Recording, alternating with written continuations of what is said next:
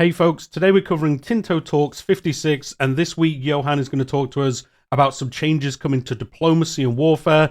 A lot of things being covered. There's going to be news on generals and admirals, independence movements, logistical improvements, and also aggressive expansion is just a number. It's not even that anymore. It's actually non-existent. They have replaced that with a whole new system, and that is going to be one of the reworks Johan's going to talk about today. Apologies for the delay in this video. I was on vacation over the last couple of days. And the first very quick thing he's going to cover here is diplomatic expenses. This is going to be a new drain on your economy. The cost of this diplomatic expense is based on the tax base of your country. The more you spend, the greater benefits your diplomatic cause get. So this is making your diplomacy better and better, but it looks like it's a way for them to kind of drain some of the gold out the game and also have something for you to spend that gold on, making that diplomacy a little bit better. As you can see on the screenshot here, diplomatic capacity plus 25%, maximum diplomats plus 1, monthly diplomats 0.12. So it is going to help you with all your diplomatic actions. And the next part, yes, this is where we're going to see aggressive expansion go the way of the dodo. He's going to cover antagonism here. This is a fantastic change, actually. In older grand strategy games they've made,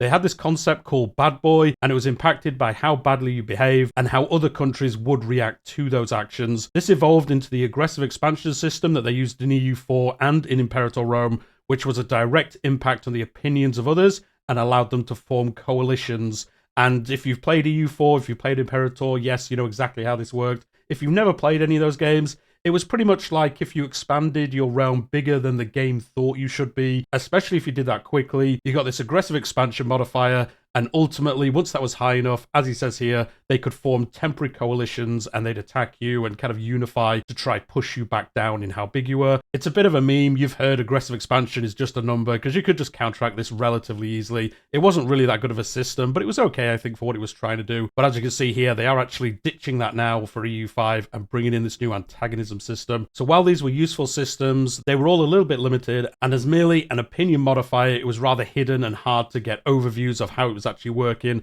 how we could make it that little bit better, all those kind of things in game. They added this new system called biases, which has static impacts and temporary values that change over time, kind of like how opinion works in most Paradox games. They had this for opinions and trust, and when they were not happy with aggressive expansion and they saw that we weren't in the replies to those dev diaries, they decided to scrap AE and instead make a new bias. Antagonism indicates how other countries are likely to view you. If they have a lot of antagonism towards us, countries that consider us relevant to their interests are slightly less inclined to engage in diplomacy and may act against your interests. Antagonism is caused by basic differences between countries' societal values, government types, religion, culture, and language. And actions can also cause like temporary modifiers in a certain area where these countries have negative views on things that you are trying to do. If you want to think of it, I guess, a little bit more like Crusader Kings, where other characters can have negative opinions on you due to like your faith, what kind of traits you have. It looks like it's kind of a version like that, where these different modifiers, societal values, government types, religions, cultures, languages, these are all going to have more modifiers in the game affecting how another country kind of thinks of your country. And I think this might actually bring about more like realistic alliances, maybe. You're not going to ally potentially with somebody who's vastly different to what you think should be. If they're very different to that, it looks like the AI might not really go for those alliances as much as previously. And then obviously things you're doing are also going to annoy them. So it looks like we're getting something a little bit more dynamic, as they say, and not really just this number that goes up the more land that you took. It is going to be a little bit more nuanced and really interact with all the different areas of the game as well, by the sounds of it. So yeah, we'll see what changes these make when we get to see the game. Of course, a country needs to have a certain amount of antagonism against you before it can join a coalition. The overall effect of this is that you can get away with far fewer of these antagonism actions against countries that have a baseline of antagonism against you before you start to do these things, and then they will start forming coalitions against you. Countries that are more similar to you will probably allow a little bit more of this to slide. Kind of makes a bit more sense, I think, how this works, whereas again, in EU4, it just really affected everyone the same. This makes it a little bit more interesting, I think. And you can see here in this example, antagonism that the Ottomans feel towards us, and this is as Byzantium. They've got that modifier at the top, foreign culture group, foreign language, foreign religion group. Same government type is actually a -1. You know, they're a little bit happy about that. Everything else, not too pleased about. And they're probably going to be able to use this against you, especially if you keep doing things. You know, you're the Byzantines. You're going to have a great time going up against the Ottomans in this game, I'm sure. The next thing Johan's going to cover is independence movements. Trying to become independent as a subject is a tough life. In some previous grand strategy games, you could ask another country to support your independence and they would help you in war. To make this better, They took inspiration from Crusader Kings, where subjects usually band together to fight for independence. I mean, it does kind of work that way. It's a little bit annoying in Crusader Kings, so, we'll see how it works out here. As they have the International Organization Code, they made a new type of this called independence movements. Any subject with loyalty below 50% can start such a movement, and any subject can join it. Other countries can be invited as well, and the goal of the war is to get independence for all subjects. So, if you blow that threshold, you can start one of these, you could join somebody else's, and then if you win the war, you all get independence. I'm sure we're going to see some funny, explosions of realms here, where they're going to be quite big realms, and then an independence faction that starts in there actually wins, and then kind of splinters the realm up pretty badly. That is also going to be a change. You can see in the screenshot as well, the Flemish independence movement. Members will join an offensive war if the war is declared against the overlord. You obviously can't use this system to attack somebody else. It has to be against the person who is your ruler. They can invite new members, yes, and one member at the moment, the Duchy of Flanders, probably not going to be successful if it's just him, but he can call in some other people when they hit the requirements. Next, but not entirely separate to this, is civil war surrenders. Sometimes you're in a civil war and you are about to lose. I mean, do any of us lose civil wars in Paradox games? Game's too easy, right? But if you were going to do that and it was just a matter of time, they have added an option to surrender in a civil war when the other side is more than twice the size of the other. So if you know you're going to lose this war, it's just a matter of time. You can get out of these wars that little bit faster. But then, as some of us pointed out at the time when this was talked about, you could in theory exploit this by intentionally losing the civil war if you wanted to play as the other side. They talked about this system in the Scottish Flavour talk, where they're currently going through a bunch of countries that have special content. You have this civil war, and if you lose, you don't just end the game. You actually end up playing as this English-friendly ruler who is then the ruler of Scotland. But as he points out here, some people may intentionally lose the civil war as quick as they can, and that could be an exploit. So currently there are some penalties to jumping to the new country that you would then kind of play as. And as I was saying with Scotland, that is the example they're showing here. You will continue to play as Scotland, but you will lose 50 stability, 50 prestige, and 50 legitimacy. Scotland will be free, but it will be under a lot of penalties there, and that is going to be pretty rough to start with until you can get those numbers back in line. That is the end of that section. Next is going to talk about naval combat. During testing, they've discovered that all types of ships having the same frontage value made it that you wanted to stack almost purely the biggest ships and the rest were not that useful. So instead, they've now changed that so different ships have different frontages or the ability to have them. Heavy ships will have a frontage of 2 and a combat speed of 0.5, and galleys get a half frontage, but their combat speed is 1. Light ships get higher initiative and combat speed and a frontage of 1, so that is going to be the change. It does make it so you probably want to mix these up a little bit, and as he says, not just have the best ships all the time, like how powerful they are. The heavy ships you would probably always choose. You now want these smaller ones to really get those fights going and then allow your heavy ships to cause the damage later on in those fights. Next is going to talk about new objectives. When they talked about military objectives, there was a request from us to add automated rebel suppression, and this was something they definitely have added in. They've also added a hunt navies that works like hunt armies and tries to engage and destroy enemy navies when spotted in designated areas. They're also looking into adding a few other objectives like defending the coast or focus sieges, and they're going to talk about those when they have been implemented in the game. That isn't there at the moment by the sounds of it, but those other ones above, they just make sense. Be able to hunt navies, the same as hunting armies. I mean, why not be able to do that? And then automated rebel suppression, again, something that you can kind of do. It's a bit micromanagey. Why do I need to do that? Well, you can now automate that if you want to.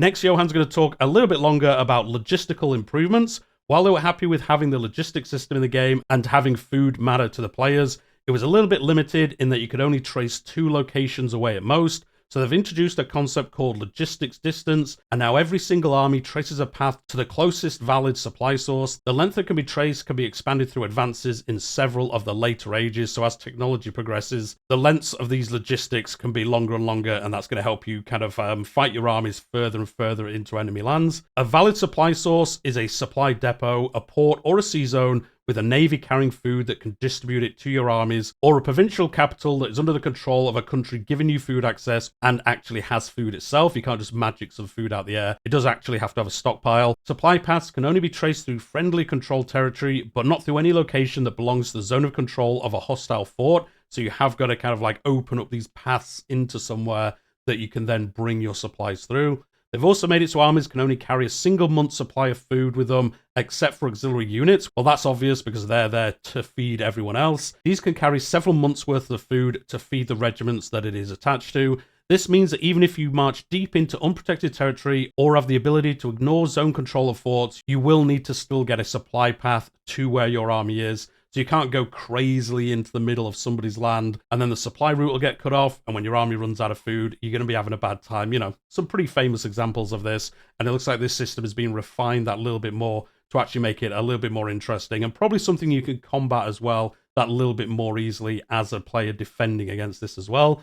Of course, you can see the path your armies will supply, and you can see that on the screen at the moment when you select an army as a thin green arrow going from the supply source to the army. And this looks really cool. You can see the path it's going to take, get into the army there, and then if you're the other player, I suppose, you'll be able to cut that line through Lipsk. And then, as I was just saying, that's going to be a very bad time for that army. So I can see how this is good for both sides of the war. It's going to make it that little bit more interesting. As we've seen with a lot of these systems, making each area of the game, it seems like, that little bit more intertwined with something else, and making it that little bit more interesting. You're not just marching armies into somewhere. With that covered, not totally unlinked to it though, monthly attrition losses is next. One thing that has been requested by people was the ability to have attrition on a unit and to see how much had been taken recently. So they've added some history to this, so you can see how many died in the last year in tooltips. This is great, actually. So as you can see on the screen here, you can see last month, the month before, this unit took this much attrition. I wonder if you hover over the number, it tells you why they took that attrition, but you can see at the top there,